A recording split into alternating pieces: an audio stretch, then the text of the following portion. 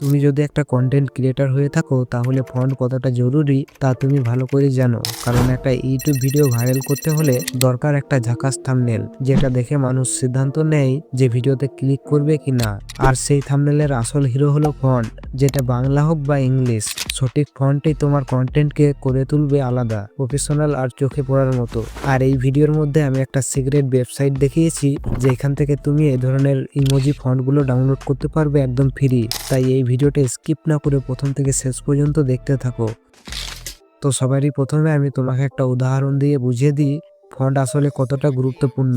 তো স্ক্রিনের মধ্যে যেই থাম্বনেলটা দেখতে পাচ্ছ ওইটার মধ্যে কোনো ফন্ট ব্যবহার করা হয়নি, আর এখন যেই থাম্বনেলটা দেখছো ওইটার মধ্যে ফন্ট ব্যবহার করা হয়েছে। তো এই দুটো থাম্বনেলের মধ্যে তুমি কোনটার মধ্যে ক্লিক করবে? অবভিয়াসলি এইটার মধ্যে, কারণ সবারই প্রথমে তুমি দেখেছো এই লেখাটা, কারণ এইখানে তুমি পরিষ্কারভাবে বুঝতে পারছো যে এখানে কি লেখা আছে।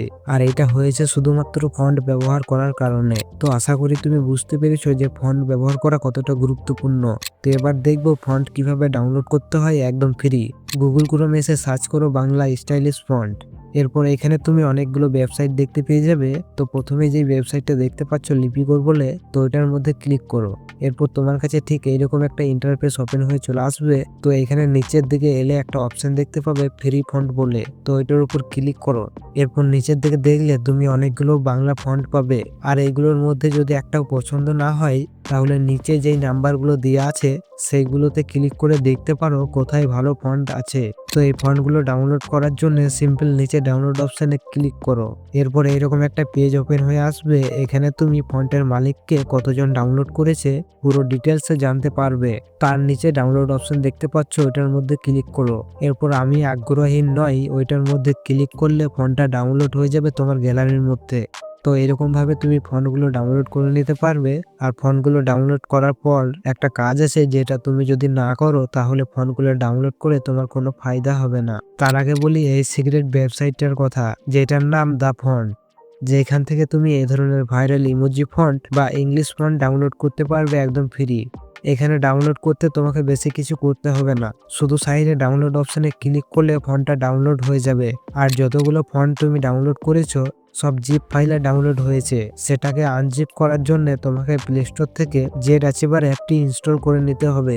ইনস্টল করা হয়ে গেলে ওপেন করে সার্চ করো তোমার ডাউনলোড করা ফন্টটির নাম কি আছে। যদি না জানো ফন্টটির নাম কি ছিল তাহলে গুগল ক্রোমে এসে থ্রি ডটে ক্লিক করে ডাউনলোড অপশনটা সিলেক্ট করো। তুমি দেখতে পেয়ে যাবে তোমার ফন্টগুলোর নাম কি আছে। তো নামটা সার্চ করার পর তোমার কাছে ফন্টটি জিপ ফাইলে চলে আসবে। আর এই ফাইলটা তুমি যদি ডাইরেক্ট ইনপুট করতে যাও কোনো এডিটিং অ্যাপে তাহলে এটা ইনপুট হবে না, কারণ এটা জিপ ফাইলে আছে। তাই তোমাকে এটা আনজিপ করতে হবে। আনজিপ করার জন্য ফাইলটার উপর ক্লিক করো। এরপর নিচে এক্সটেন্ড বলে একটা অপশন দেখতে পাবে, ওইটার উপর ক্লিক করো। এরপর এরো অপশনে ক্লিক করে এই যে ফাঁকা একটা গোল বক্স দেখতে পাচ্ছ অ্যাপ্লাই টু অল ফাইল বলে, ওইটাতে টিক লাগিয়ে রিপ্লেস অপশনটাতে ক্লিক করো। তোমার ফাইলটা আনজিপ হয়ে যাবে। এরপর তুমি যে কোনো এডিটিং অ্যাপের মধ্যে এই ফন্টটাকে ব্যবহার করতে পারবে, কোনো প্রবলেম হবে না। তো আশা করি ফন্ট কিভাবে ডাউনলোড করতে হয় সেটা বুঝে গিয়েছো।